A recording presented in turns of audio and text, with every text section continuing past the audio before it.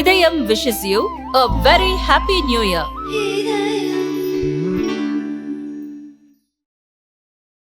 தனிநபர் வருமான வரி விகிதத்தை குறைக்க வேண்டும் என மத்திய நிதியமைச்சர் நிர்மலா சீதாராமனிடம் இந்திய நிறுவனங்கள் வலியுறுத்தியுள்ளன. பிப்ரவரி 1ஆம் தேதி 2025-26 நிதியாண்டுக்கான பட்ஜெட் தாக்கல் செய்யப்பட உள்ளது. இதற்கு முன்பாக பல்வேறு தொழில்துறை பிரதிநிதிகளுடன் மத்திய நிதியமைச்சர் நிர்மலா சீதாராமன் ஆலோசனை நடத்தி வருகிறார். இதையடுத்து இந்திய நிறுவனங்களின் பிரதிநிதிகள் நிதியமைச்சரை சந்தித்து தனிநபர் வருமான வரி விகிதங்களை குறைக்க வேண்டும் என்று தெரிவித்துள்ளனர். அப்போதுதான் நடுத்தர வர்க்கத்தினரின் கைகளில் செலவழிப்புக்கான அதிக வருமானம் கிடைக்கும்.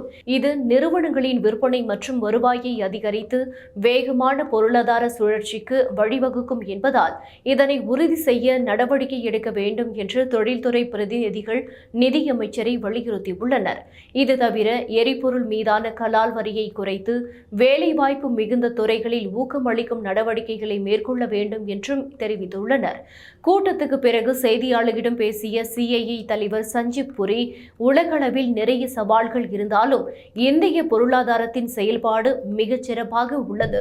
இந்தியா உட்பட உலகின் பல்வேறு நாடுகளில் ஏராளமான பொருட்களை சீனா குவித்து வரும் நிலையில் உலகளாவிய மதிப்பு சங்கிலியில் இந்தியாவை ஒருங்கிணைப்பதை தவிர ஆடை, காலணி, சுற்றுலா போன்ற அதிக வேலைவாய்ப்புகளை தரும் துறைகளுக்கு உத்வேகத்தை வழங்குவதற்கான நடவடிக்கைகளை எடுக்க சிஐஐ பரிந்துரைத்துள்ளது.